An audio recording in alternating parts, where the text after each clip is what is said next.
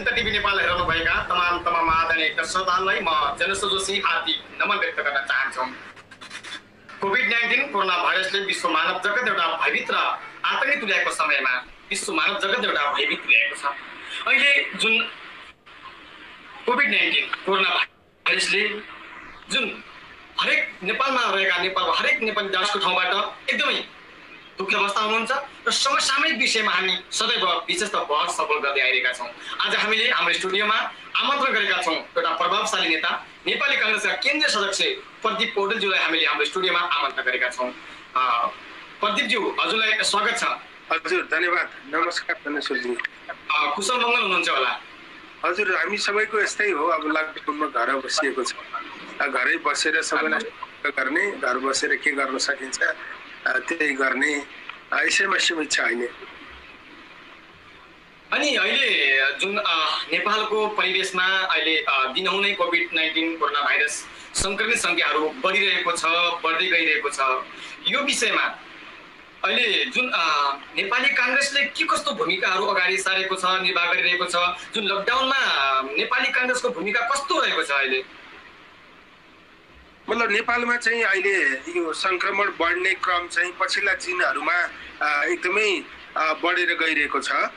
सुरुमा चाहिँ दिनमा एउटा दुईटा भन्दा चाहिँ त्यसरी संक्रमित फेला पर्ने स्थिति बनेको थिएन, तर अहिले पछिल्लो दिनहरूमा एकदमै धेरै सुरुको 1.5 महिनामा चाहिँ जति बढेको थियो अहिले यो 15 दिनमा चाहिँ त्यो सङ्ख्या भन्दा बढिसक्यो। अहिले चाहिँ नेपालमा संक्रमितहरूको सङ्ख्या चाहिँ 357 पुगेको छ एकछिन अगाडिसम्म र 2 जनाको निधन भइसकेको छ। त्यसैले नेपालमा कोरोना संक्रमण बढ्ने सङ्केतहरू देखिएको छ। अहिले चाहिँ समुदायमा अझै प्रवेश गरेको अवस्था छैन। समुदायमा प्रवेश गर्दा चाहिँ के हुन्छ भने त्यसको स्रोत थाहा हुँदैन, कसले ल्यायो अनि कोबाट कसपस सर्यो भन्ने कुरा थाहा हुँदैन। अहिलेसम्म चाहिँ त्यसरी थाहा नहुने अवस्था छैन। अहिलेसम्म चाहिँ सङ्ख्या बढे पनि बढेको सङ्ख्या अथवा सङ्क्रमितको हो त्यो कहाँबाट आयो र उसले चाहिँ कति अरूलाई सङ्क्रमित गर्यो, उसको सम्पर्कमा को गए भन्ने कुरा थाहा पाउन सकिने स्थिति अझै छ।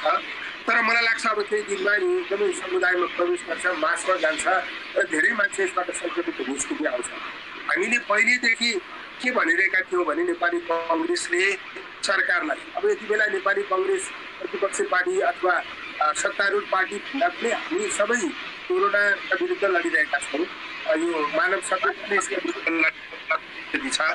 त्यसैले चाहिँ हामीले सरकारलाई सहयोग गरेर सरकारलाई पनि बनाउने, सरकारले प्रभावकारी ढङ्गले कोरोनाका विरुद्ध चाहिँ निर्णयहरू गरोस् भन्ने हाम्रो चाहना थियो र त्यसैलाई सहयोग गर्ने हाम्रो उद्देश्य हो। तर सुरुदेखि नै सरकारले लकडाउन गर्यो, तर लकडाउन मात्रै गर्यो। लकडाउनको बिचमा चाहिँ जे गर्नु पर्थ्यो अन्य तयारीको बारेमा चाहिँ सरकार खासै गम्भीर हुन सकेन। लकडाउन गरेपछि चाहिँ खासै त्यो थोरै समयमा धेरै तयारीका निम्ति गर्ने गरिन्थ्यो, तर सरकारले लकडाउन नै सबै उपाय यही हो, अचुक उपाय यही हो होइन, अरू तयारी नगरिकन बस्यो। जस्तै त्यसमा चाहिँ के गर्नु पर्थ्यो सुरुदेखि भने यो परीक्षण बढाउनु पर्थ्यो।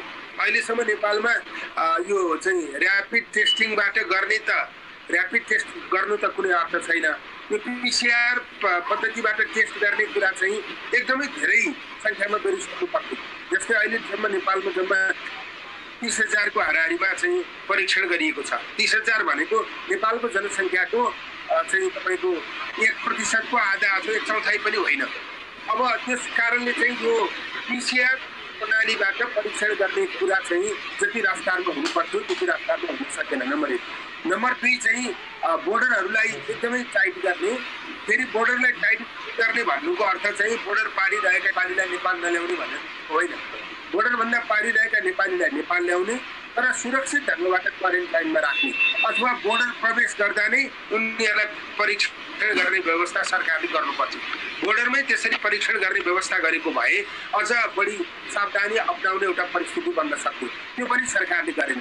त्यसमाथि नेपालको क्वारेन्टाइनहरू चाहिँ यति धेरै अवैध छ, अब चाहिँ बाख्रालाई खोरमा थुने जस्तै गरी मान्छेलाई चाहिँ एउटा साँगुरो कोठामा थुनेको स्थिति छ। त्यसमा चाहिँ भौतिक दूरी कायम गर्ने अवस्था पनि छैन। त्यहाँ चाहिँ अरू खालका सावधानी अप्नाउने स्थिति पनि छैन। अब त्यो क्वारेन्टाइनमा बस्नका निम्ति आधारभूत मापदण्ड जे हो त्यो मापदण्ड पुरा भएको अवस्था पनि छैन। त्यसकारणले चाहिँ यो सबै कारणले नेपालमा यो सङ्कट बढेर जाने नीति बनेको छ। सरकारलाई हामीले पहिले भनेका थियौँ परीक्षण व्यापक रूपमा गर, बोर्डरमा परीक्षणको व्यवस्था गर्ने चाहिँ स्थिति बनाऊ, नेपाल र सुरक्षित व्यवस्था गर। अनि हामीले यो सबै कुरा सरकारलाई समयमै सुझाएका थियौँ। यो क्वारेन्टाइनहरूको जुन मापदण्ड छ त्यो मापदण्ड पुरा गरेर चाहिँ बनाउने व्यवस्थाले गर्नुपर्छ भनेर हामीले भनेका थियौँ। सामग्रीहरू स्वास्थ्य सामग्री समयमा ल्याएर स्वास्थ्य सामग्री पर्याप्त हुन त सक्दैन, तर न्यूनतम आवश्यकता जति हो त्यो आवश्यकता पुरा हुने गरी सरकारको सामग्री समयमा उपलब्ध गराउनु पर्थ्यो। उपलब्धताको स्थिति पनि बन्न सके। त्यसैले यी आदि कारणले लकडाउन पनि प्रभावकारी हुन सकेन। लकडाउन प्रभावकारी भएको भए पनि सङ्क्रमण यो ढङ्गबाट फैलिने स्थिति होला। त्यसकारण आजमा नेपाली कङ्ग्रेसले सरकारलाई के भनिरहेको छ भने यो पिसिआर प्रणालीबाट छिटोभन्दा छिटो परीक्षण बढाऊ अनि बोर्डरमा नै परीक्षण गर्ने व्यवस्था गर, क्वारेन्टाइनहरूलाई मापदण्ड अनुसार निर्माण गर्ने र त्यस अनुसार त्यसको व्यवस्थापन गर्ने स्थिति बनाऊ र चाहिँ अन्य बाहिर नेपालीहरू चाहिँ ढङ्गबाट नेपाल ल्याउने निर्माण गर भनेर नेपाली कङ्ग्रेसले भनेको छ। लकडाउनलाई प्रभावकारी बनाउनका निम्ति सरकारले जुन अव्यवस्थित ढङ्गले पासहरू वितरण गरेको छ यो एकदमै गलत छ। यो चाहिँ लकडाउन गरेको अब पुग्ने मान्छेहरू जस्ताले पनि पास लिएर सडकमा कुदिरहेको स्थिति देखिन्छ। त्यसकारणले चाहिँ त्यो स्थितिले पनि सङ्क्रमण फैलाउन सहयोग गर्यो। यो आदि कुराहरूमा सरकारले समयमै सचेत भएर सावधान बनाउन सक्यो र पनि गर्नुपर्ने कामहरू ट्र्याकमा गर्न अझै गर्न सकिन्छ भन्ने आशा छ। तर सरकार जुन ढङ्गले प्रभावकारी रूपमा अगाडि बढ्नुपर्ने हो त्यो ढङ्गले अगाडि बढिरहेको छैन। त्यसकारण यो चुनौतीको सामना गर्न सक्ने स्थिति बन्दैन कि भन्ने हामीलाई एउटा डर आशंका थियो।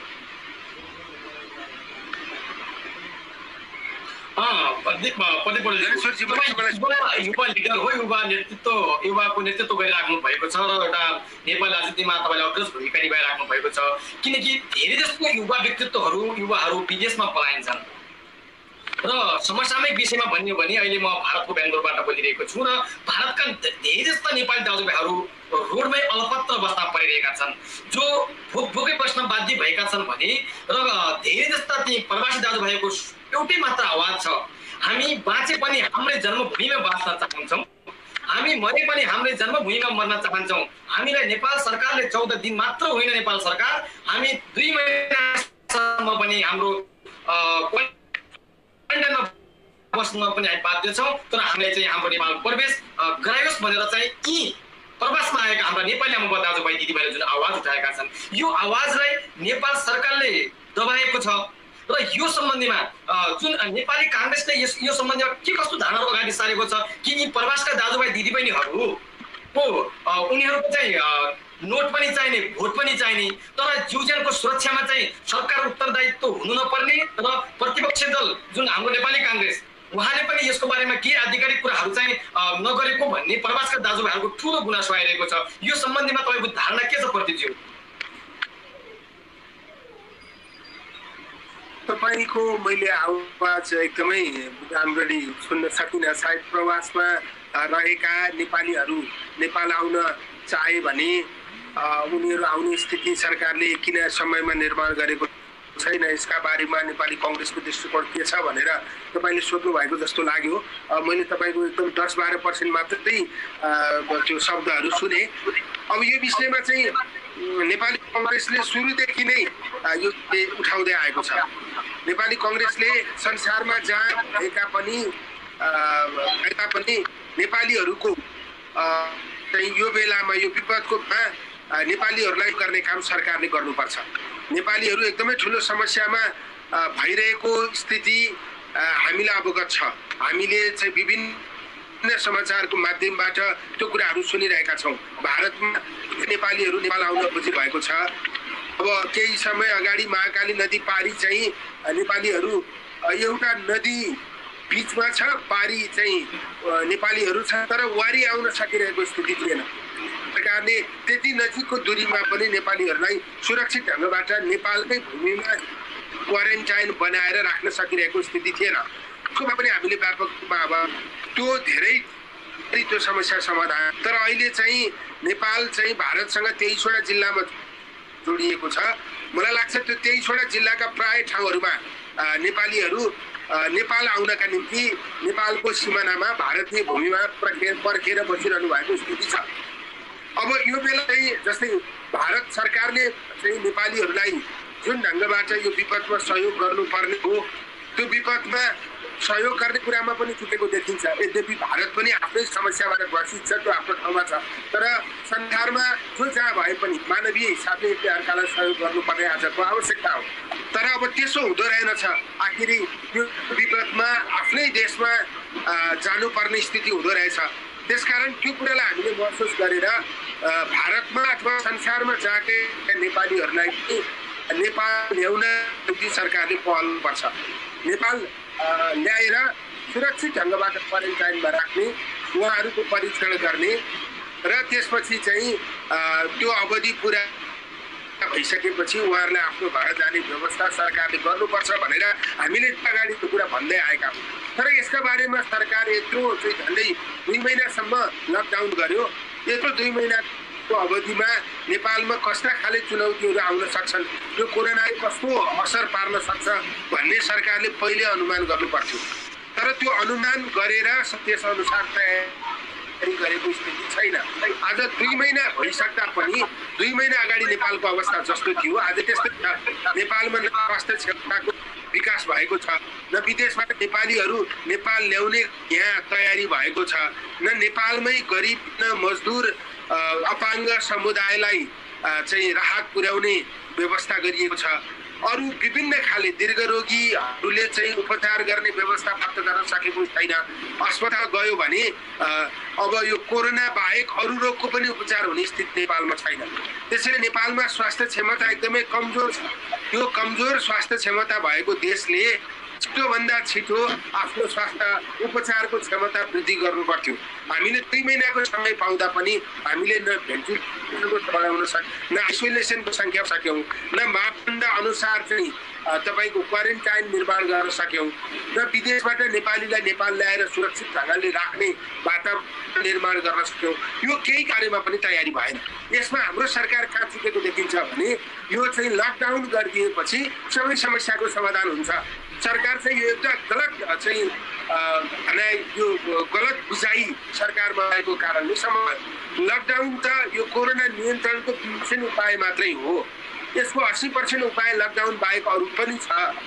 तर 20% उपाय अप्नाएर 80% बारेमा सरकारले कुनै ध्यानै दिएन, जसले गर्दा आज भारत एकदमै नजिक नेपालको दूरीबाट एकदमै नजिक भारतमा रहेका नेपालीहरूलाई पनि सुरक्षित ढङ्गले ल्याउने स्थिति बनेको छैन। अनि नेपाल नै आएर पनि सुरक्षित ढङ्गले क्वारेन्टाइनमा स्थिति बस्ने वातावरण नेपालमा बनेको छैन। अब धेरै टाढाका नेपालीहरूलाई लिएर आएर उनीहरूलाई सुरक्षित ढङ्गले राख्ने वातावरण त धेरै गाह्रो छ। अब आजको दिनमा खालि सरकार कहाँ चुक्यो, के कमजोरी गर्यो भन्ने विषय भन्दा पनि अब के गर्न सकिन्छ भन्ने बारेमा अझै पनि सरकारले लकडाउन निरन्तर जारी राखेको छ। यो लकडाउन निरन्तर जारी राखेको अवधिमा सरकारले एकदम फास्ट ट्र्याकमा काम गर्नु पर्यो। फास्ट ट्र्याकमा काम गर्नु भनेको के हो भने परीक्षण एकदमै धेरै बढाएर लिएर जानु पर्यो। एक दिनमा 10,000 को परीक्षण सजिलै गर्न सकिन्छ। तर सरकारले एक दिनमा यता 1000-1500 हुन थालेको छ। यो पनि योभन्दा अगाडि थिएन। आज 4-5 दिन मात्रै भयो यो सङ्ख्यामा हुन थालेको। तर कम्तीमा 10,000 भन्दा माथि एक दिनमा हुने व्यवस्था सरकार गर्नुपर्छ। नेपालमा क्वारेन्टाइनहरूको मापदण्ड पुगेको छ। सबै क्वारेन्टाइनहरूको मापदण्ड पुग्ने व्यवस्था सरकारले तत्काल गर्नुपर्छ। त्यसपछि देशबाट बाहिरबाट आउने नेपाल छिर्ने पोइन्ट पनि उनीहरूको परीक्षण गर्नुपर्छ। परीक्षण गर्दा चाहिँ नेगेटिभ देखिएकाहरूलाई क्वारेन्टाइनमा पठाउने, पोजिटिभ देखिएकाहरूलाई आइसोलेट डिटेन्सनमा पठाउने व्यवस्था सरकारले बोर्डरमा बसेर गर्ने स्थिति निर्माण गर्नुपर्छ। अनि संसारभरि भारतमा रहेका भारतभन्दा बाहिर रहेका सबै नेपालीलाई सरकारले छिटोभन्दा छिटो नेपाल ल्याउने वातावरण सरकारले निर्माण गर्नुपर्छ। यसको अलावा नेपालमा चाहिँ लामो समय चाहिँ तपाईँको यो लकडाउन भइसक्यो। यो बिचमा धेरै नेपालीहरू खान नपाउने स्थितिमा पुगिसके। मजदुरहरू, गरिबहरू, दलितहरू, विपन्नहरू, अपाङ्गहरू सबै चाहिँ को स्थिति छ। त्यसैले सरकारले राहत आवश्यक पर्ने समुदायलाई राहत उपलब्ध गराउन कि छिटोभन्दा छिटो गर्न जरुरी छ। त्यसपछि पैसा भएका लिएर खान सक्नेहरूलाई सुपथ मूल्यमा सामग्रीहरू उपलब्ध गराउने, सुरक्षित ढङ्गबाट सामग्रीहरू उपलब्ध गराउने काम सरकारले गर्नुपर्छ।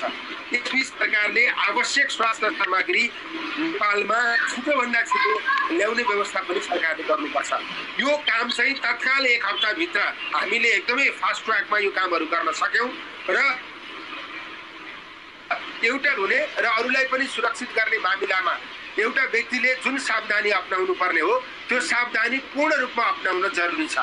नेपालमा त्यसको जनचेतना पनि फैलिन सकेको छैन।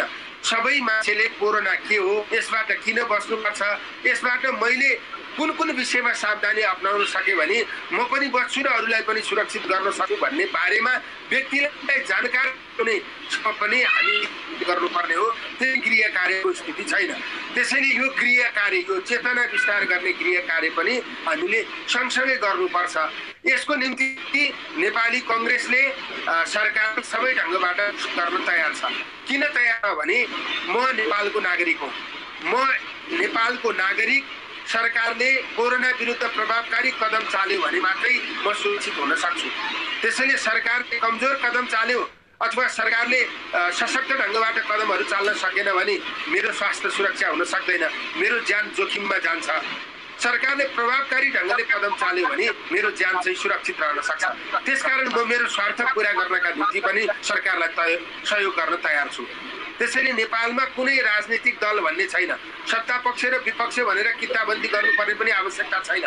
नेपालमा कुनै जाति, धर्म, वर्ग, समुदाय अब कसैले चाहिँ एकले अर्कालाई असहयोग गर्ने स्थिति छैन।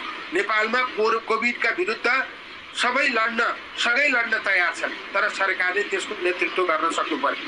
सरकारले हामीले जुन अपेक्षा गरेका थियौँ त्यो अपेक्षा मुताबिक नेतृत्व गर्न सकेको स्थिति छैन। अघि पनि सरकारले आफ्ना सम्पूर्णहरूलाई प्रयोग गरेर थुप्रै होटलहरू छन्। अब त्यो होटलहरूलाई क्वारेन्टाइन बनाउन जरुरी छ। नेपालमा प्राइभेट हस्पिटलहरू थुप्रै छन्। त्यो प्राइभेट हस्पिटलहरूको इक्विपमेन्टहरूलाई अब चाहिँ त्यो आइसोलेसन, प्राइभेट हस्पिटलमा पनि आइसोलेसन बनाउने, त्यो आइसोलेसन बेड बनाएर त्यहाँ चाहिँ सङ्क्रमितहरूलाई लाने व्यवस्था गर्नुपर्छ। अब तपाईँको नेपालगञ्जको अस्पतालले सबै सङ्क्रमित राख्न सक्ने अवस्था हुँदैन। आज एक दिनमा मात्रै नेपालगञ्जमा 47 जना सङ्क्रमितहरू भेटिए। अब नेपालगञ्जको अस्पतालमा जतिवटा छ त्यो आइसोलेसन पुग्ने अवस्था हुँदैन। केही दिन अगाडि वीरगञ्जको नेसनल अस्पताल के अरे वीरगञ्जको अस्पतालमा, नारायणी अस्पतालमा सुरुमा 25वटा आइसोलेसन थियो, 50वटा बनाइयो। त्यसपछि त्यसलाई 75 बनाइयो। अहिले वीरगञ्जमा 92 जना सङ्क्रमितहरू छन्। आज मात्रै फेरि 3 जना 4 जना बढेको छ, 92बाट 96 पुगेको छ। त्यसैले अब सङ्क्रमितहरू पनि आकाशमुखी बस्नुपर्ने बाध्यता नेपालमा सिर्जना भएको छ। त्यो समस्यालाई निदान गर्नका निम्ति सरकारले प्राइभेट हस्पिटलहरूमा आइसोलेसन बनाउन जरुरी छ। प्राइभेट हस्पिटलको साधन स्रोतलाई कोभिड विरुद्ध प्रयोग गर्न जरुरी छ र चाहिँ तपाईँको क्वारेन्टाइनको मापदण्ड मुताबिक क्वारेन्टाइन बनाउनका निम्ति होटलहरू प्रयोग गर्नुपर्छ। अब अन्य चाहिँ विद्यालयहरूमा क्वारेन्टाइन बनाउँदा त्यसको चाहिँ न्यूनतम मापदण्ड पुरा गर्ने गरी बनाउन आवश्यक छ। यो बारेमा सरकारले तत्काल कदम चाल्नुपर्छ जस्तो मलाई लाग्छ। अवश्य पनि अब जुन अहिले यो कोभिड-19 को कारणले हामीले केही मिडियाहरूमा देख्ने गरेका थियौँ र सुन्ने गरेका पनि थियौँ सामाजिक सञ्जालमा। हाम्रो सम्माननीय प्रधानमन्त्रीज्यूले जुन एउटा अभिव्यक्ति दिनुभएको थियो है, भारतबाट चाहिँ नेपाली ल्याउनु हुन्न है कोरोना। मेरो हजुर जनेश्वरजी सुनिएको छ एकदमै दाइ। जुन अहिले जुन प्रदीपजी एकदमै के छ अवस्था भने जुन हामीले एउटा सामाजिक सञ्जालमा र मिडियामा हामीले देख्ने सुन्ने गरेका थियौँ, हाम्रो सम्माननीय प्रधानमन्त्रीज्यूले एउटा अभिव्यक्ति दिनुभएको थियो जुन अहिले भारतमा रहेका नेपाली दाजुभाइहरूलाई नेपाल प्रवेश गराउनुहुन्न है कोरोना आउँछ भन्ने र भारतमा रहेको नेपाली राजदूतावास जुन एउटा भारतको एउटा अभिभावक हो नि, अभिभावकले जुन राजदूतावासले जुन एउटा अभिव्यक्ति के दिनुभयो भने भारतमा कसै नेपालीलाई पनि समस्या छैन है भनेर चाहिँ यो चोखो बन्न खोजिएको हो कि या त सस्तो लोकप्रियता कमाउन खोजिएको हो कि या त यी प्रवासमा बसेका यी नेपाली दाजुभाइ दिदीबहिनीहरूलाई नेपाली होइनन् या त सौतिन व्यवहार गरेको हो कि, यसमा तपाईँको आफ्नो धारणा के रहेको छ र पार्टीको धारणा के रहेको छ? हेर्नुहोस्, यो अहिले संसारमै विपद छ होइन। अब यो एकदमै मैले अघि नै भने मानव अहिले जब जुन एउटा कोभिड-19ले जुन एउटा त्रसित तुल्याएको समयमा अब जुन नेपाल सरकारले जुन एउटा उत्तरदायित्व देखाउनु पर्ने थियो देखाउन सकिरहेको छैन। नेपाल सरकारबाट पनि होइन प्रवास गरेका दाजुभाइलाई नल्याउँ है अहिले कोरोना ल्याउँछ भन्ने, अनि जुन राजदूतावासले पनि चाहिँ भारतमा कसैलाई पनि यो समस्या नभएको कुराहरू गर्ने, जुन यो प्रवृत्तिले गर्दा के प्रवासी दाजुभाइ दिदीबहिनीहरूमाथि सिधै छुरा प्रहार भएको होइन त?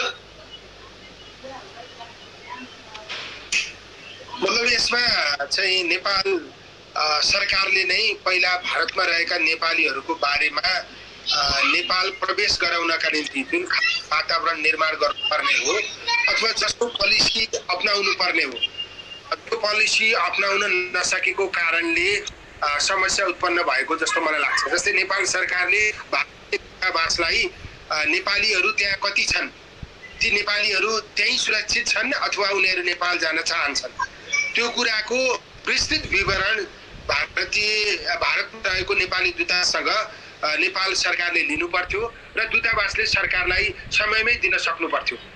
किनभने भारतमा त नेपालीहरू धेरै ठुलो छन् अनि भारतको प्राय सबै प्रान्तहरूमा नेपालीको उपस्थिति छ। त्यसैले दूतावासले चाहिँ ती सबै नेपालीको बारेमा जानकारी राख्न सक्नु पर्थ्यो र नेपालीहरू त्यही सुरक्षित भने त्यो ठिकै छ। यदि उनीहरू त्यहाँ सुरक्षित छैनन्, नेपाल जान चाहने हरेक नेपालीलाई नेपाल ल्याउनका निम्ति, नेपाल पठाउनका निम्ति दूतावासले चाहिँ सम्पूर्ण रूपमा सहयोग गर्ने अथवा सम्पूर्ण रूपमा त्यस अनुसारको तयारी गर्ने दूतावासले गर्नु पर्थ्यो। हामीले पनि सुन्यौँ अब चाहिँ भारतका लागि नेपाली राजदूतले के भन्नुभयो एकचोटिको अन्तर्वार्तामा भने यताको मान्छे उता जाने उताको मान्छे यता आउने स्थितिले चाहिँ तपाईँको चाहिँ झन् संक्रमण बढाएर जान्छ, जो जहाँ छ त्यहीँ सुरक्षित गर्नुपर्छ भनेर उहाँले भन्नुभयो। उहाँले आफैले पनि त्यो भन्नुभएको होइन, नेपाल सरकारकै पोलिसी केही समय अगाडि यस्तै खालको बनाइएको थियो। सरकारका मन्त्रीहरूले नै यसो भन्ने गर्नुहुन्थ्यो। नेपाली कङ्ग्रेसले त्यो विषयमा के भन्यो भने नेपालीहरू नेपाल आउँदा मात्रै सुरक्षित हुन सक्छन्, नेपालीहरू कहीँ पनि अन्त चाहिँ यो जोखिमको बेलामा सुरक्षित हुन सक्दैन, किनकि उनीहरूको रोजगारी पनि गुमेको छ अनि उनीहरूको भएको ठाउँ पनि कोरोनाबाट चाहिँ प्रभावित छ। त्यसैले चाहिँ अब कुनै पनि सरकारले आफू बाहेक अरूलाई हेर्न सक्ने हुँदैन। त्यसैले भारतमै रहेका नेपालीहरूलाई भारतको सरकारले चाहिँ हेरिदिन सक्ने स्थिति हुन्छ भन्ने मलाई लाग्दैन। त्यसैले नेपालले नै नेपालमा भएका नेपाली अमेरिकनहरूलाई अमेरिका लिएर गयो, 10-12 चोटि चार्टर फ्लाइट गरेर लिएर गयो, अस्ट्रेलियाले लिएर गयो, अरू विभिन्न देशहरूले चाहिँ उनीहरूका नागरिकलाई लिएर गए। अब हामीले पनि चाहिँ हाम्रा नागरिक छन् उनीहरूलाई ल्याउनका निम्ति सरकारले चाहिँ त्यस अनुसार गर्नु पर्थ्यो र सबैभन्दा बढी नेपाली भए भारत हो। भारतमा नेपालीहरूलाई नेपाल ल्याउनका निम्ति दूतावासले पनि जे तयारी गर्नुपर्छ त्यो गर्दा दूतावास पनि चुकेको हुन्छ र दूतावास चुक्नुमा चाहिँ सरकारको पोलिसी चाहिँ मुख्य दोषी हो भन्ने मलाई लाग्छ। सरकारले चाहिँ नेपालीलाई नेपाल ल्याउने अवस्था छैन, जहाँ हुनुहुन्छ त्यही सुरक्षित भएर बस्नुहोस् भनेर आदेश दियो। अब सरकारले आदेश दिँदैमा त्यो हुने स्थिति थिएन। सरकारले के पनि भन्यो भने हामीले अरू देशका सरकारहरूसँग कुरा गरेका छौँ र सहमति के भएको छ भने त्यो देशमा भएका नेपालीहरूलाई उहाँहरूले सुरक्षित गर्ने, उहाँको नागरिकहरू नेपालमा कोही भने उहाँहरूलाई हामीले सुरक्षित गर्ने सहमति भएको छ भनेर सरकार त्यो वास्तवमा सरकारले भन्यो, तर बिहारमा त्यसरी चाहिँ बाहिर रहेका नेपालीहरूलाई सुरक्षित गरिदिने गरी अन्यत्र सरकारले व्यवहार देखाए जस्तो स्थिति बनेन। त्यसकारणले चाहिँ नेपालीहरू फर्काउनका निम्ति सरकारले समयमा तयारी नगरेको, सरकारले त्यो ढङ्गले निर्देशित नगरेको कारणले दूतावासले पनि काम गरेन अनि नेपालीहरूले पनि दुःख पाउने स्थिति भयो। र आजको स्थिति के हो भने सबैभन्दा बढी नेपाल आउन चाहेका नेपालीहरू भारततर्फबाटै, मैले अघि नै पनि भने नेपाल र भारतको जुन सिमाना जोडिएको छ त्यो सिमानाको चाहिँ हरेक नाकामा चाहिँ नेपालीहरू नेपाल आउन पर्खेर बसिरहेको स्थिति छ। अब सरकारले चाहिँ एउटा क्याम्प बोर्डरमै बनाउनु पर्छ, त्यही राखेर परीक्षण गर्नुपर्छ अनि त्यसपछि चाहिँ उनीहरूलाई भित्र ल्याएर क्वारेन्टाइनमा राख्ने सरकारले गर्नुपर्छ। यो छिटोभन्दा छिटो एकदम प्लानिङ वेमा सरकारले गर्नुपर्छ। त्यसको निम्ति नेपाली कांग्रेसले आफ्नो ठाउँबाट सरकारलाई दबाब दिइरहेको छ। संसदमा नि हामीले कुरा उठाइरहेका छौँ। सरकारलाई पनि विदेशमा भएका नेपालीहरूलाई नेपाल कसरी ल्याउने भनेर हामीले सरकारलाई चाहिँ एक ढङ्ग सुझाव दिएको स्थिति छ, सल्लाह दिएको स्थिति छ, डकुमेन्टै दिएको अवस्था छ। त्यसैले बाहिर रहेका नेपालीहरूलाई क्रमिक रूपमा सरकारले नेपाल भित्राउनुपर्छ। नेपाल भित्रिँदै गर्दा बाहिरबाट आउने नेपालीहरूले आफूलाई क्वारेन्टाइनमा राख्न तयार हुनुपर्छ, परीक्षणका निम्ति तयार हुनुपर्छ। राज्यलाई थाहै नदिइकन नेपालमा आफ्नो घरमा प्रवेश गर्ने काम चाहिँ बाहिर रहेका नेपालीले गर्नु हुँदैन। अनि अब हामी अलि योभन्दा अलिक फरक विषयमा जोड्न चाहन्छौँ। अहिले जुन नेपाल एक त विश्व नै कोभिड-19ले त्रसित भएको अवस्था र नेपालमा पनि यो अवस्था सिर्जना भएको, यो सँगसँगै अहिले जुन नेपालमा कालापानी, लिपुलेक, लिम्पियाधुराको जुन मुद्दा उठिरहेको छ, यो एउटा एकदमै दुःखदायी एकदमै पीडादायी खबर छ जुन जसले गर्दा यो जुन नेपालका 23वटा जिल्लाहरू मध्येका 71 स्थानका सीमाहरू अतिक्रमण गरिरहेको, भारतले सीमा अतिक्रमण गरिरहेको, सीमा मिचिरहेको र अहिले त त्यहाँको सिधा मानस सरोवर जाने बाटोको नै उद्घाटन गरिएको भन्ने आयो। यो विषयमा सरकार किन मौन छ प्रदीपज्यू? नेपाल र भारत चाहिँ दुईटा छिमेकी देशहरू हुन्। अब छिमेकी देशले एकले अर्काको भूमिलाई अतिक्रमण गर्ने होइन, अर्काको अस्तित्व स्वीकार गरेर एकले भूमिलाई रक्षा गर्ने कुरामा सहयोग गर्नुपर्ने अवस्था हो। तर भारतको पक्षबाट नेपालको भूमिको बारेमा बारम्बार चाहिँ अतिक्रमण भएको, मिचिएको भन्ने कुराहरू आउने गर्छ। अहिले यो लिपुलेक, लिम्पियाधुरा, कालापानीको विषय नयाँ होइन। त्योभन्दा अगाडि अरू विषयहरू पनि पहिले आएका थिए। अब अहिले पछिल्लो पटक चाहिँ यो विषय आयो।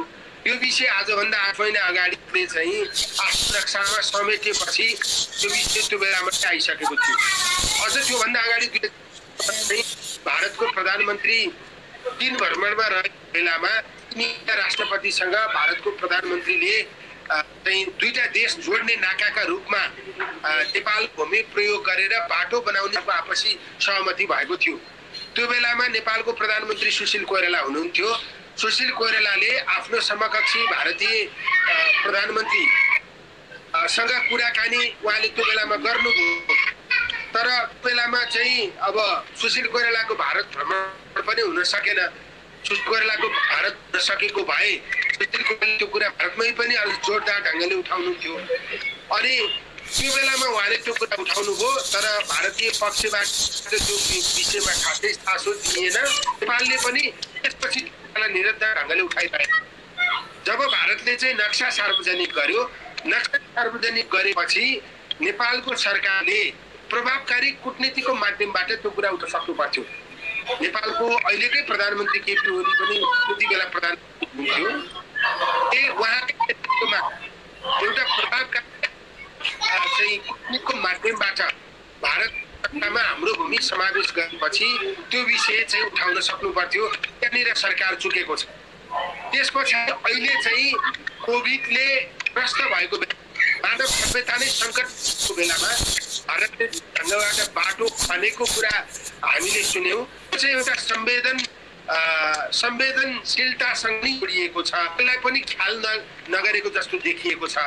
अब भारतले नक्सा निकालिसकेपछि नेपालको तर्फबाट चाहिँ यो परराष्ट्र सचिव स्तरीय वार्ता गर्नका निम्ति दुई पटक प्रस्ताव गरियो तर भारतले त्यो प्रस्ताव स्वीकारेको स्थिति रहेन अनि नेपाल र भारतका बीचमा त्यो विषयमा विवाद छ भन्ने कुरा भारतको पक्षलाई पनि थाहा छ भारतको सरकार थाहा छ विवाद छ भन्ने थाहा हुँदा फेरि त्यही बाटो त्यही भूमिलाई प्रयोग गरेर उद्घाटन गर्ने कुरा पनि यो चाहिँ संवेदनशीलतासँग पनि यो चाहिँ अलिक गम्भीर भएर गयो संवेदनशीलता नदेखाएको जस्तो देखियो अनि अर्को कुरा नेपालसँगको सम्बन्धलाई भारतले जस्तो पनि देखियो त्यसैले चाहिँ नेपालको भूमि कालापानी लिम्पियाधुरा लिपुलेक हो भन्ने कुरा 16 को सुगौली सन्धिले प्रश्न पारेको छ अहिले भारतले नदीको मुहान भनेर भनेको त्यो काली नदीको मुहान होइन काली नदीको मुहान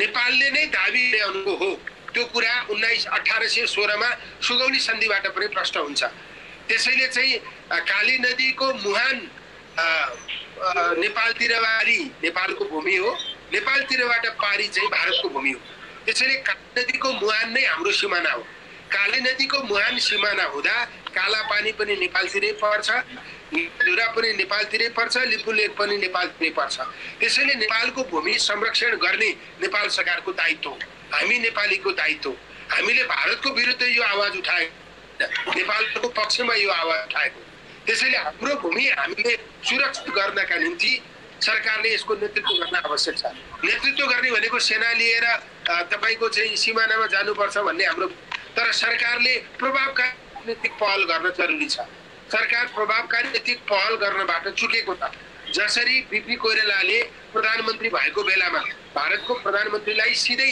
आफैले डिप्लोमेटिक नोट लेख्ने गर्नुहुन्थ्यो चीनको प्रधानमन्त्री चाउ एन लाईलाई सिधै उहाँले आफ्नै तर्फबाट डिप्लोमेटिक नोट लेख्ने गर्नुहुन्थ्यो सम्पर्क आफै गर्नुहुन्थ्यो अहिलेको प्रधानमन्त्रीले पनि त्यसको जरुरी छ प्रधानमन्त्रीकै तहबाट यसको नेतृत्व गर्न आवश्यक छ प्रधानमन्त्रीको तहबाट नेतृत्व गरेर नेपालको तर्फबाट भारतलाई आफ्ना कुरा प्रष्ट ढंगले भन्न आवश्यक छ भारतसँग आँखा जुदाएर हाम्रो कुरा यो हो हाम्रो भूमि हो यो भूमि चाहिँ हामी सुरक्षित गर्न चाहन्छौं यो भूमिमाथि तपाईहरुले यसरी बाटो बनाउने विभिन्न ढंगले अतिक्रमण गर्न मिल्दैन भनेर नेपालको सरकारले भारत सरकारलाई प्रष्ट ढंगले यो कुरा भन्न सक्नुपर्छ फेरि यो कुरा नेपाल र भारत बीचमा थियो तर 2015 मा भारतले चीनसँग सम्झौता गरेपछि अब विषय त्रिपक्षीय जस्तो भएको छ नेपालको भूमिबाट भारत चीनसँग जोडिन खोज्यो अनि नेपालको भूमिबाट चीनसँग भारत जोडिन खोजेको कुरालाई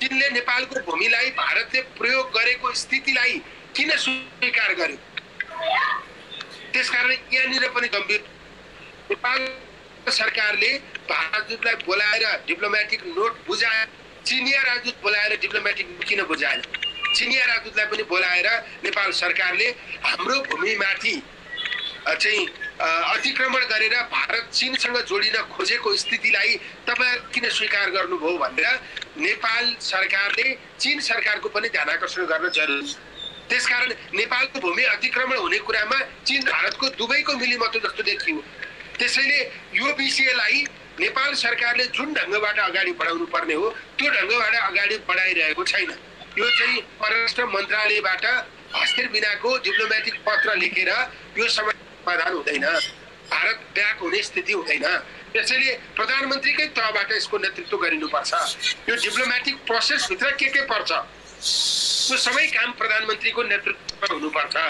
र अब यसलाई सकारात्मक ढंगबाट अब यो गाली गलोचको कुराबाट होइन कि प्रमाणहरू जुटाएर नेपालको यो भूमि हो यसकारण हो भनेर सुगौली सन्धिको बेलादेखिको प्रमाणहरू जुटाएर हामीले राष्ट्रियकरण गर्नुपर्ने पनि हुन सक्छ त्यसैले आफ्नो भूमि सुरक्षित गर्नका निम्ति नेपाल सरकारले जुन ढंगबाट खुट्टा दह्रो बनाउनु पर्ने हो त्यो ढंगबाट दह्रो बनाइरहेको स्थिति छैन नेपालभित्र अल्मल्याउन खोजिरहेको छ सरकारले अब सडकमा यसका बारेमा चाहिँ कुरा उठ्यो भने प्रधानमन्त्रीले के भन्नुहुन्छ भने सडकमा उफ्रिएर सीमा छैन भन्नुहुन्छ प्रधानमन्त्रीले नक्सा जारी गर्ने कुरामा इच्छा देखाउनु भएन अनि पछि नक्सा जारी गर्ने कुरा लिएर आउनु भएको छ नक्सा जारी गर्दैमा पनि सीमा सुरक्षित हुँदैन आजको स्थितिमा त्यसैले यसलाई भारतमा आफ्नो समकक्षीसँग प्रधानमन्त्रीले सिधै संवाद गर्न खोज्नु छ।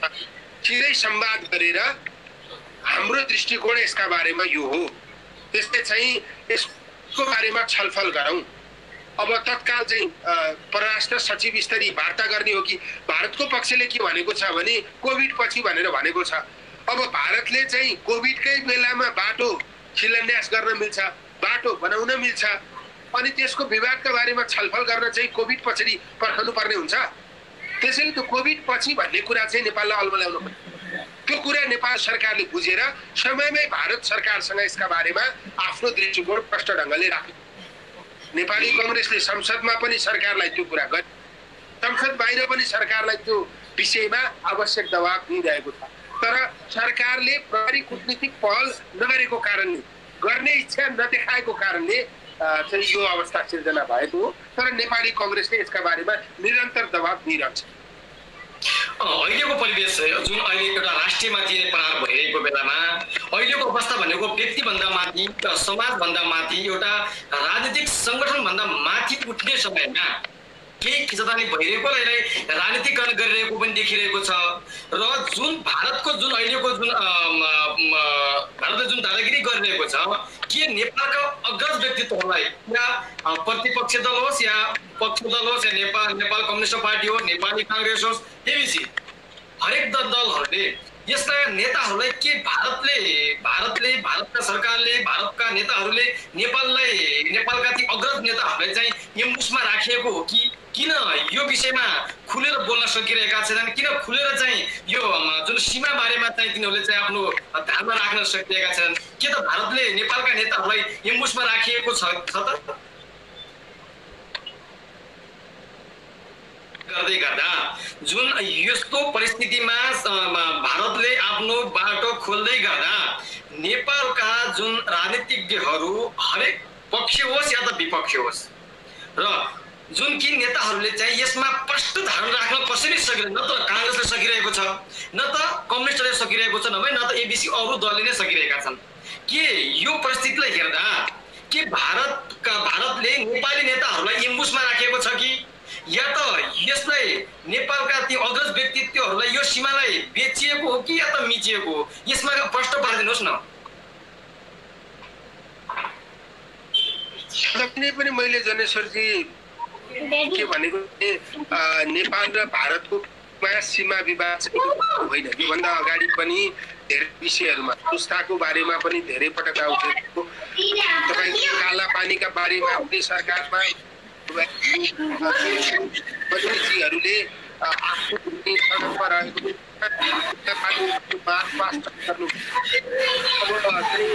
यसको बारेमा धेरै पटक पटिरहेको छ र नेपाल राजनीतिक मुद्दा चाहिँ विभिन्न राजनीतिक मुद्दामा विषय पनि सधैँभरि उठ्दै आएको छ। त्यसमा चाहिँ मलाई के लाग्छ, हाम्रो मित्र राष्ट्र भारतको पक्ष नेपालले दिएको जस्तो देखिएको, एउटा ठुलो देखिले एउटा सानो छुटेकीमा गर्ने कुरा चाहिँ स्वाभाविक हुन सक्दैन। त्यो कुरालाई पर्छ भन्ने मेरो भनाइ हो। अब सुधार्ने मामिलामा चाहिँ नेपालको पक्षबाट पनि अडानका साथ प्रस्तुत गर्न सक्ने हो भने, नेपालको कुरा चाहिँ एकदमै स्पष्ट ढङ्गले राख्न सक्ने हो भने भारतीय नेतृत्व अथवा कूटनीति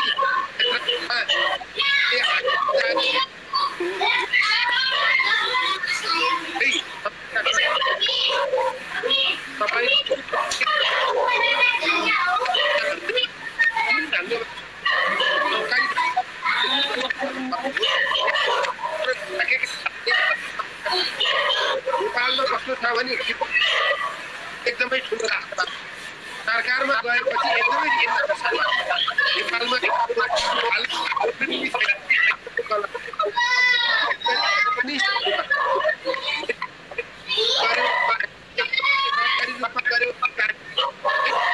मैले भनिरहेको छैन चाहिँ यो विषयहरू परिणाममा पुर्याउन सकेन त्यो कुरा। तर नेपालमा कम्युनिस्टहरूले भन्दा पनि बढी सीमा विवादका विषयहरू उठाएका हुन्।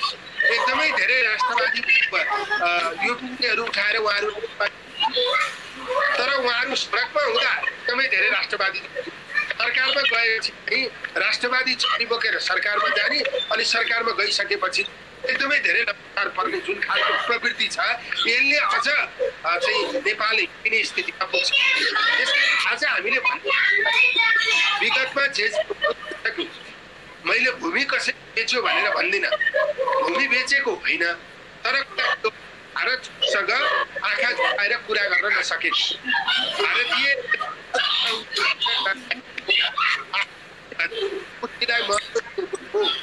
त्यसैले आफ्नो कुर्सीलाई महत्त्व दिएका कारणले आज यो स्थिति सिर्जना भएको। अब मलाई सोध्नुहुन्छ भने नेतृत्वमा रहेको ओली पुस्ताले यो सीमा सुरक्षा गर्न सक्दैन। नेतृत्वमा रहेको ओली पुस्ता सकेको छ। यो नेतृत्वमा रहेको ओली पुस्ताले सीमा सुरक्षा गर्न पनि सक्दैन, नियन्त्रण गर्न पनि सक्दैन, नेपालमा शासन ल्याउन पनि सक्दैन, नेपालमा विद्यमान समस्याको हल गर्न पनि सक्दैन। किन सक्दैन भने उहाँलाई सबैभन्दा ठुलो कुर्सी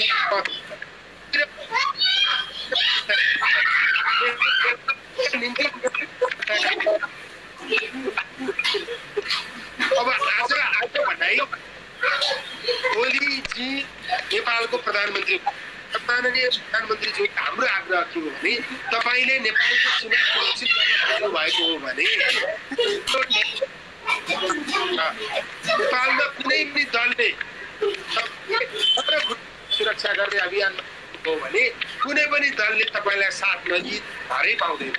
किनकि आफ्नो सीमा सुरक्षा गर्न खोजेको सहयोग कसैले गर्यो भने त्यसले नेपालमा राजनीति गर्न सक्दैन।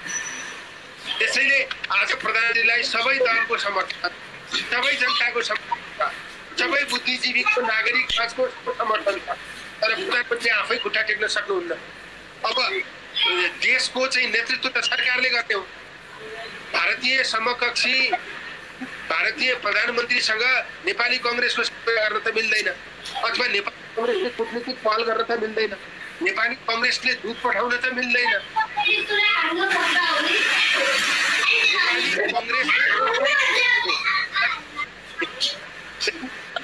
आग्रह के हो भने यो बारेमा प्रधानमन्त्रीले दूत पठाउन सक्नुहुन्छ, प्रधानमन्त्रीले डिप्लोमेटिक नोट लेख्न सक्नुहुन्छ, प्रधानमन्त्रीले यसलाई जोरदार ढङ्गबाट प्रधानमन्त्रीले plan A, plan B, plan C भनेर यदि डिप्लोमेटिक प्रोसेसमा यो समस्या समाधान हुने भने यो डिप्लोमेटिक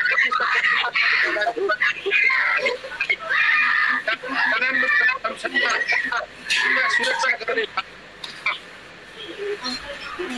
प्रधानमन्त्री संसदमा ल्याएको योजना सबै अनि नेपालमा एउटा सीमा सुरक्षाका बारे नेपाली जनता नेपालले पहिलो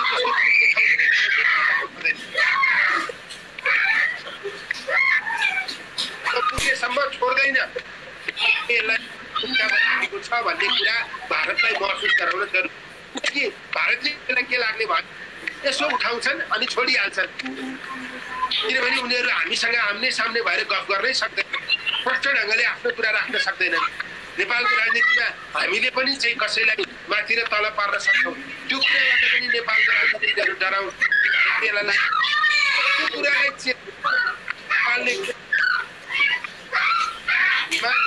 कुनै नेपालको जमिन गर्ने बारेमा नेपालमा कुनै पनि अन्तर्विरोध छैन। नेपालमा नेपालको सीमा सुरक्षित गर्ने सन्दर्भमा सबै एकजुट छन्। नटुङ्गिएसम्म हामीले छोड्दैनौँ। यो कुरालाई हामीले प्रमुख प्राथमिकतामा राखेका छौँ। तेरा सरकारको सत्ता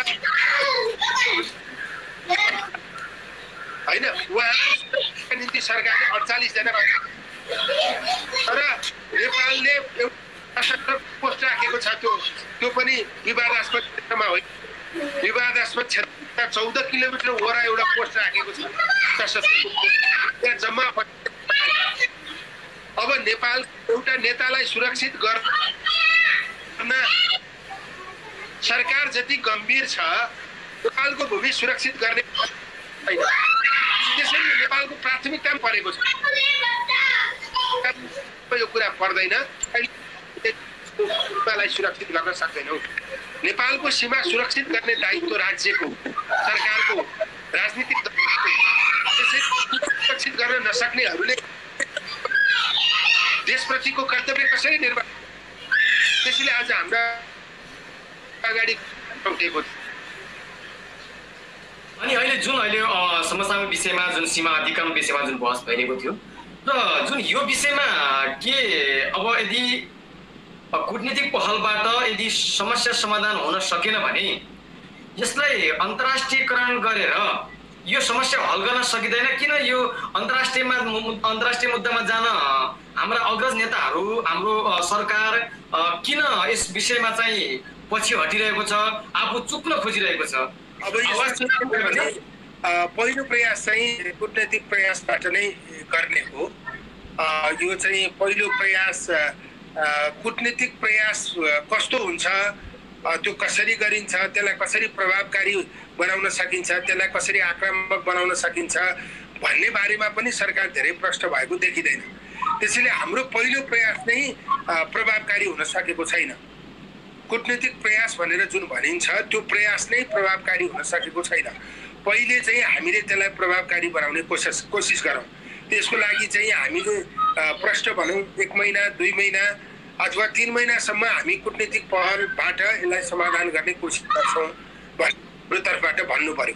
अब कूटनीतिक प्रयास मैले अघि नै भने त्यो परराष्ट्र मन्त्रालय अथवा परराष्ट्र मन्त्रालयको सचिवले नेतृत्व गरेर त्यो सम्भव हुँदैन। प्रधानमन्त्री आफैले कूटनीतिक पहलका निम्ति चाहिँ प्रयत्न गर्नुपर्छ। मैले अघि नै भनिसकेको छु कि बिपी कोइरालाको समयमा जसरी उहाँले सिधा भारतको त्यति बेलाको समकक्षी प्रधानमन्त्री महामहिम चाहिँ जवाहरलाल नेहरू र चीनको प्रधानमन्त्री चावेन लाईसँग सिधा सम्बन्ध स्थापित गरेर उहाँले जुन पहल गर्नु भएको थियो त्यस्तै तरिकाबाट अहिले प्रधानमन्त्रीले यसलाई कूटनीतिक पहल गर्ने प्रक्रियाको नेतृत्व गर्नुपर्छ भन्ने मलाई लाग्छ। अब त्यसको निश्चित अवधि तोकेपछि त्यो अवधिभित्र कूटनीतिक पहलबाट परिणाम प्राप्त हुन सकेन भने यसलाई हामीले अन्तर्राष्ट्रियकरण गर्न सक्छौँ। अन्तर्राष्ट्रियकरण गर्ने भनेको एउटा निश्चित ठाउँ, निश्चित मञ्च भन्ने हुँदैन। नेपाल जति पनि अन्तर्राष्ट्रिय मञ्चहरूमा उपस्थित हुन्छ त्यो सबै मञ्चमा नेपालले यो कुरा उठाउँछ। यो अन्तर्राष्ट्रिय मञ्चहरू नेपालले यो कुरा उठाउन थालिसकेपछि अन्तर्राष्ट्रिय जगतमा एउटा हैसियत भएको राष्ट्र हो भारत। त्यसैले भारतले यो विषयमा यसो गरिरहेको छ भन्ने कुराले चाहिँ अन्तर्राष्ट्रिय जगतमा भारतको नकारात्मक प्रभाव पर्ने भएका कारणले पनि भारतले हामीसँग यो बारेमा संवाद गर्ने र यो विषयलाई हल गर्नका निम्ति चासो देखाउने एउटा परिस्थिति आउन सक्छ। त्यसैले हामीले प्राप्त गर्ने सबै अन्तर्राष्ट्रिय मञ्चहरूमा यो कुरालाई दोस्रो चरणमा लिएर जानुपर्ने हुन सक्छ। तेस्रो कुरा चाहिँ अन्तर्राष्ट्रिय अदालत जाने कुरासम्मको पनि विषय उठिरहेको छ। अब त्यो पनि हामीले तेस्रो चाहिँ चरणमा हामीले त्यसलाई प्रयोग गर्न सक्छौँ। तर त्यसका लागि हामीले गर्नुपर्ने विषय के हो भने जस्तै सुगौली सन्धि हुँदाका प्रमाणहरू के छन्? हामीले काली नदीको मुहान जुन हो भनेर दाबी गरिरहेका छौँ त्यो दाबी गर्नुका पछाडि हाम्रो प्रमाणहरू के छ? जस्तै सरकारमा त प्राविधिक मान्छेहरू त कोही पनि हुँदैन, विज्ञ त कोही पनि हुँदैन। हामीले सरकारलाई के भन्यौँ भने यस निम्ति हेर्नका लागि, प्रमाण जुटाउनका लागि नेपालको तर्फबाट प्रतिनिधित्व गरेर जाने व्यक्तिलाई आवश्यक फिडब्याक उपलब्ध गराउनका निम्ति सरकारले एउटा संयन्त्र निर्माण गर्न सक्छ। फेरि संयन्त्र निर्माण गर्नुपर्छ भनेर हामीले भनिरहँदा सरकारले कसरी बुझ्छ भने काङ्ग्रेसले भाग खोज्यो भनेर बुझ्छ। हामीलाई त्यसमा भाग चाहिने होइन, हाम्रो मान्छे कोही राख्नुपर्ने होइन। हामी त सरकारलाई के भन्छौँ भने त्यसमा चाहिँ पार्टीका मान्छे राख्नै जरुरी छैन, विज्ञ राख्नुहोस्, सीमा विज्ञ राख्नुहोस्, भूमि विज्ञ राख्नुहोस्, होइन यसको बारेमा जानकार मान्छेहरूलाई राखेर एउटा विज्ञहरूको समूह बनाउनुहोस्। विज्ञहरू प्राविधिकहरूको समूहले दिएको सल्लाहको आधारमा सरकारको प्रतिनिधित्व गर्ने व्यक्तिले चाहिँ आफूलाई अपडेट गर्नुपर्छ र त्यसअनुसार अगाडि लिएर जानुपर्छ। अब हामीले सेना युद्ध गरेर सीमालाई सुरक्षित गर्ने हाम्रो भनाइ होइन, त्यो आजको दिनमा सम्भव पनि छैन। संयुक्त राष्ट्र सङ्घको पञ्चशीलको सिद्धान्तको आधारमा यो विषयलाई अन्तर्राष्ट्रियकरण गरेर तर्कहरूको आधारमा चाहिँ प्रमाणहरूको आधारमा हामीले यसलाई टुङ्ग्याउन सक्नुपर्छ। तर त्यसको लागि हाम्रो प्राथमिकतामा यो पर्छ कि पर्दैन? हाम्रो प्राथमिकतामा यो भयो भने विभिन्न उपायहरू अपनाउन सक्छौँ। हाम्रै प्राथमिकतामा यो पर्दैन भने अरूले त हामीलाई त्यसै यो दिने त कुरा हुँदैन। त्यसकारण यसलाई हामीले आफ्नो प्राथमिकतामा राखेर तथ्यहरू खोजेर प्रमाणहरू खोजेर यो किन चाहिँ नेपालले फिर्ता ल्याउन सम्भव छ भने नेपाल र भारतका बिचमा 1816मा सम्बन्धित सन्धि भयो, सुगौली सन्धि भयो। त्योभन्दा पछाडि सुगौली सन्धिले समेटेको भूमिका बारेमा नेपाल र भारतका बिचको कुनै सम्झौता भएको अवस्था छैन। हाम्रो अन्तिम सम्झौता चाहिँ 1816मा सुगौली सन्धिको बेला भएको। त्यसैले सुगौली सन्धिको क्रमलाई भारतले पनि मान्नुपर्छ, नेपालले पनि मान्नुपर्छ, किनकि त्यो दुई देश भएको सन्धि हो। एउटा विषय त्यो विषय के छ भने नेपालले जमिनका बारेमा जस्तै नयाँ मुलुक भनेर कैलाली, कञ्चनपुर, बाँके, बर्दिया पछि प्राप्त गरेको छ। तर अहिले विवाद भएको विषय त्यो नयाँ मुलुकभित्र पर्दैन। त्यसैले मिडिया धुरा एक कालापानीका चाहिँ टुङ्ग्याउने भनेको 1816को चाहिँ सुगौली सन्धिबाट हो। त्यो सुगौली सन्धिलाई आधार बनाएर हामीले यसलाई अन्तर्राष्ट्रियकरण गर्नुपर्छ। तर त्यसको लागि नेपालमा काम गर्ने एउटा सरकारले छुट्टै समुद्र बनाउनुपर्छ। त्यो समेत तथ्य र प्रमाणहरू जुटाउनु, त्यसको डिप्लोमेटिक प्रोसेस प्रभावकारी कसरी हुन सक्छ त्यसको निष्कर्ष निकाल्ने आधारमा सरकार अगाडि बढ्ने अनि अन्तर्राष्ट्रियकरण कसरी प्रभावकारी ढङ्गले गर्न सकिन्छ त्यसका बारेमा नि त्यही विज्ञ समूहले निष्कर्ष निकाल्न सक्छ। त्यो सल्लाहको आधारमा यसलाई अन्तर्राष्ट्रियकरण गर्ने पनि भएन भने अन्तर्राष्ट्रिय अदालतमा जानका प्रमाण जुटाउने काम पनि त्यही विज्ञ र प्राविधिक समूहले गर्न सक्छ। त्यसैले मैले अघि नै भने मैले थाहा पाउन सक्छु, त्योभन्दा बढी चाहिँ प्राविधिकले थाहा पाउन सक्छ, विज्ञले थाहा पाउन सक्छ। त्यसैले सरकारले प्राविधिक र विज्ञहरूको सल्लाह लिएर प्रक्रियागत ढङ्गबाट अगाडि बढ्नुपर्छ जस्तो लाग्छ। एक कुरा पण्डितज्यू, जुन पहिले पनि यो कुरा कालापानीको बारेमा पटक पटक यसको मुद्दाहरू उठ्दै गरेको, आन्दोलन हुँदै गरेको थियो र एकचोटि अग्रज नेताहरूले जुन अरू केपी शर्मा ओलीज्यू, शेरबहादुर देउबाज्यू, प्रचण्डज्यूले पनि है अहिले अन्तर्राष्ट्रियकरण गर्नु हुँदैन है भनेर पनि भन्नु भएको थियो। अब के काङ्ग्रेस यो प्रश्न छ कि होइन कूटनीतिक पहलबाट यो समस्या हल भएन भने जुन जोडे चाहिँ है ओके जुन अहिले एउटा सीमा अतिक्रमणको मुद्दा चल्दै गर्दा यो मुद्दा कालापानीको बारेमा पटक पटक चल्दै गरेको थियो र योभन्दा अगाडि पनि हाम्रा नेपालका अग्रज व्यक्तित्वहरू जसले देशलाई हाकिरहेका छन्, पुष्पकमल दाहाल प्रचण्डज्यू, केपी शर्मा ओलीज्यू लगायत शेरबहादुर देउबाजी लगायत धेरै जस्तो व्यक्ति हाकिरहेका छन्। तर त्यो मुद्दामा पनि पहिला भन्नुभयो होइन अहिले अन्तर्राष्ट्रियकरण गर्नु हुँदैन है भन्नुको पछाडि पनि केही तत्त्व लुकेको छ भन्ने जनताहरूमा परिरहेको छ अहिले है। अब यो विषयमा नेपाली काङ्ग्रेस प्रश्न छ कि छैन? अब कूटनीतिक पहलबाट यदि यो समस्या हल गरेन भने अब जुनसुकै हालतमा भए पनि अन्तर्राष्ट्रियकरण गरे भए पनि नेपालको सीमा नेपालले जुन भारतले मिचिरहेको जुन भूमि चाहिँ फिर्ता गराउनु पर्छ भन्नेमा नेपाली काङ्ग्रेस चाहिँ प्रश्न छ कि छैन? यो कुरा जानकारी गराइदिनुहोस्। मतलब यसमा चाहिँ नेपालको तर्फबाट यसका लागि कहिले पनि पहल भएन। आज भारतले जुन जमिन अतिक्रमण गरेको हामी भनिरहेका छौँ, त्यो जमिनको हालत के थियो? नेपालले त्यसको विकासका निम्ति त्यो मेरो जमिन हो भनेर कहिल्यै त्यतातिर रेखदेख कहिले गर्यो?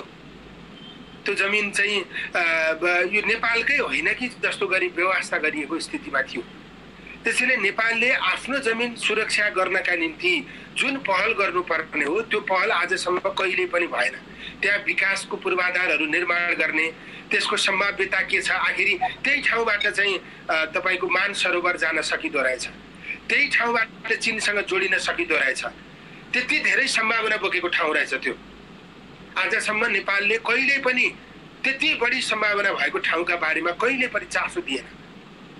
मलाई लाग्छ आज भारतले बाटो बनाएपछि अनि मानसरोवर निस्कने जाने निकास हो भनेपछि, चीनसँग जोडिने भनेपछि बल्ल हामीले थाहा पायौँ त्यो ठाउँ चाहिँ यति बढी सम्भावनाको ठाउँ रहेछ। तपाईँको चाहिँ त्यो ब्यास गाउँपालिकामा पहिले त्यो चाहिँ त्यो जमिन पर्थ्यो। हामीले त्यो ब्यास गाउँपालिकामा त्यसको विकासका निम्ति आजभन्दा अगाडि कुनै योजना लाग्यौँ?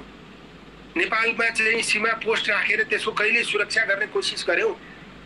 आज त्यहाँ चाहिँ त्यत्रो चाहिँ डिस्टेन्स वरिपरि कतै पनि नेपालको चाहिँ करी पनि रहेनछ, सेना पनि रहेन। त्यसकारण नेपालको तर्फबाट बेवास्ता भएका कारणले, नेपालको तर्फबाट यसलाई प्राथमिकतामा नपारिएको कारणले चाहिँ नेपालको भूमिको यो अवस्था भएको हो। त्यसैले मलाई त सबैभन्दा बढी कमजोरी नेपालकै पक्षको छ भन्ने मलाई लाग्छ। तपाईले चाहिँ अघि प्रश्नमा जोड्नुभयो, जुन नेताहरू जोड्नुभयो, उहाँहरू सधैँभरि विपक्षमा हुँदा चाहिँ त्यो कुरा उठाउने, विपक्षमा उठाएर एकदम राष्ट्रवादी चाहिँ भएको चाहिँ जनताका बीचमा पार्ने, अनि जनताले चाहिँ राष्ट्रवादी हो रहेछ भनेर भोट दिने स्थिति निर्माण गर्ने, तर सरकारमा गएपछि त्यो कुरालाई फेरि व्यवस्था गर्ने अथवा त्यसलाई मतलब नगर्ने।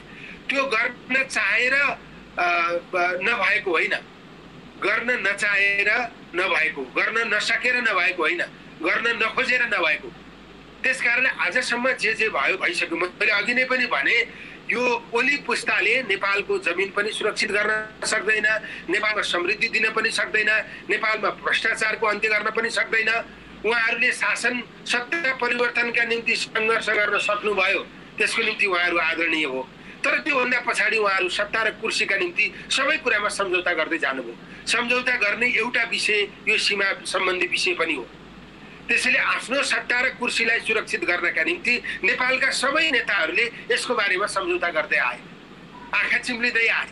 अब त्यस्तो हुनु हुँदैन। अब त्यस्तो नहुनका लागि पहिलो प्रयास चाहिँ कूटनीतिक प्रयास नै गरिनुपर्छ। यो त स्टेप बाई स्टेप जाने हो। पहिलो स्टेप भनेको कूटनीतिक पहलबाटै चाहिँ विषयलाई अगाडि बढाउने, तर त्यो कूटनीतिक पहल प्रभावकारी हुनु पर्यो। हजुर हजुर कूटनीतिक पहल पनि प्रभावकारी हुनु पर्यो, आक्रामक हुनु पर्यो। नेपालले त्यसलाई प्राथमिकतामा राखेको छ भन्ने सन्देश जाने गरी हुनु पर्यो। पहलका निम्ति मात्रै पहल गरेको थियो भन्ने हिसाबले अब हामीले त्यो जमिन फिर्ता पाउन सक्दैनौँ। जस्तै अहिले नेपालको नीति तथा कार्यक्रममा राष्ट्रपतिज्यूले प्रस्तुत गर्नुभएको त्यो कार्यक्रममा चाहिँ नक्सा जारी गर्ने भनेर भनेको छ। अब यो प्रतिक्रियालाई नियन्त्रण गर्नका निम्ति मात्रै यो कार्यक्रम ल्याइएको हो कि साँच्चै परिणाममा पुर्याउनका निम्ति ल्याइएको? अब नेपालमा जुलुसहरू हुन्छ, नेपालमा चाहिँ एकदमै धेरै यो विषयमा आवाज उठ्छ, अनि नेकपाभित्र पनि यो कुराको आवाज उठेको छ। अब त्यसलाई मत्थर गर्नका निम्ति, प्रतिक्रिया न्यूनीकरण गर्नका निम्ति, अनि सरकार र सरकारका सेवकहरूले, सरकारको चाहिँ एकदम अरिङ्गालहरूले चाहिँ आफूलाई डिफेन्स गर्नका निम्ति मात्रै यो ल्याइएको भने यसको केही अर्थ छैन। नीति तथा कार्यक्रममा नक्सा जारी गर्ने कुरा गरेको छ। बाफरे, अहिलेसम्म यस्तो कसैले गरेको थियो? अनि यो गर्दा पनि गरे भन्ने भनेर आफूलाई रक्षा गर्नका निम्ति मात्रै यो कुरा गरे भने यसको कुनै अर्थ छैन। पुर्याउनका निम्ति हो भने यो चाहिँ एकदम फरक स्टेप हो। अब यो क्रमिक रूपमा एक आक्रामक ढङ्गले प्रभावकारी हिसाबका सरकारले यो विषयलाई अगाडि लिएर जानुपर्छ। आजसम्म नेपालको प्रधानमन्त्रीले भारतीय समकक्षी महामहिम भारतको प्रधानमन्त्रीज्यूसँग संवाद गर्ने कोसिस गरेको हुनु पर्थ्यो हैन? त्यसपछि मौखिक रूपमा प्रयत्न गर्ने, अरू माध्यमबाट प्रयत्न गर्ने, नेपालको दूतावासलाई त्यहाँ सक्रिय बनाउने, यो सबै काम जति हुनु पर्थ्यो त्यो केही पनि भएको छैन। यसैमा गर्ने धेरै विषयहरू छन् र सरकारले चाहिँ अरू जुन जुन कामहरू गर्नु पर्थ्यो त्यो कामहरू गर्ने सन्दर्भमा पनि, जस्तै अहिले बजेट आउँदैछ, बजेट आउने क्रममा चाहिँ सरकारले चाहिँ यो गर्न जरुरी थियो। अब सरकारले यस्तो कोभिडको बेलामा पनि नयाँ कुराहरू गरेको छ, तर नयाँ कुराहरू नै गरेको छ, त्यतातिर त केही पनि गरेको छैन। हामीले हाम्रो सीमाको डेभलप नगर्ने हो भने, सीमाको डेभलप नगर्ने हो भने हामीले त्यसलाई व्यवस्था गरेको देखिन्छ। त्यसैले अब त्यो दार्चुलाको चाहिँ विकासका निम्ति अथवा चाहिँ त्यो कालापानीको विकासका निम्ति, लिपुलेक र लिम्पियाधुराको विकासका निम्ति त्यो क्षेत्रसँग जोडिएको अन्य क्षेत्रको निम्ति सरकारले अहिलेकै बजेटमा योजनाहरू ल्याउन आवश्यक छ। त्यसले गर्दा के हुन्छ भने नेपालले यो विषयलाई प्राथमिकतामा राखेको छ भन्ने सन्देश दिन सक्छ, तर त्यो कुरामा सरकारको कुनै पनि चाहिँ चासो छैन। त्यसकारण हामीले सरकारलाई यो सबै कुराहरू सुझाइरहेको अवस्था छ। नेपाली कांग्रेसले यो विषयलाई चाहिँ प्राथमिकतामा राख्छ र जोडदार ढङ्गले उठाउँछ र नेपाली कङ्ग्रेसले यो विषय भारततर्फ मात्रै होइन चीनतर्फ पनि उठाउनुपर्छ भन्ने चाहिँ आशय प्रकट गरेको छ। चीनले पनि नेपालको भूमि अधिग्रहण गर्ने कुरामा सहयोग गरेको छ। यसले एक चीन नीति सहयोग गर्दै आएका छौँ, तर चीनले चाहिँ यो ढङ्गबाट चाहिँ हाम्रो अतिक्रमणमा सहयोग गर्ने हो भने हामीले पनि आफ्नो रणनीति बदल्नु पर्ने स्थिति हुन सक्छ। त्यसैले चीनतर्फ पनि हामीले यो कुरालाई जोडदार ढङ्गले उठाउनुपर्छ, भारततर्फ फरक ढङ्गले अत्यन्त प्रभावी ढङ्गले यो विषयलाई हुनुपर्छ र काङ्ग्रेसले चाहिँ यो कुरालाई निरन्तर ढङ्गले अगाडि बढाइरहन्छ। विगतमा हामीले पनि त्रुटि गऱ्यौँ, त्यसबाट पाठ सिकेर नेपाली कङ्ग्रेस अब चाहिँ आक्रामक ढङ्गबाट अगाडि बढ्छ। हस् त, धन्यवाद। तपाईँले एकदमै आफ्नो अमूल्य समय दिएर हाम्रो निमन्त्रणलाई स्वीकार गरिदिनु भयो, यसको लागि धेरै धन्यवाद दिन चाहन्छौँ। हस्, धन्यवाद। जनेश्वरजी धेरै धेरै धन्यवाद। मेरो इन्टरनेटमा खराबी भएको कारणले कार्यक्रमको क्रममा धेरै समस्याहरू आयो। जनेश्वरजी, टेलिभिजन परिवार र सम्पूर्ण दर्शकहरू समक्ष क्षमा चाहन्छु। धन्यवाद। ल, जय होस्, हामी छुट्न चाहन्छौँ।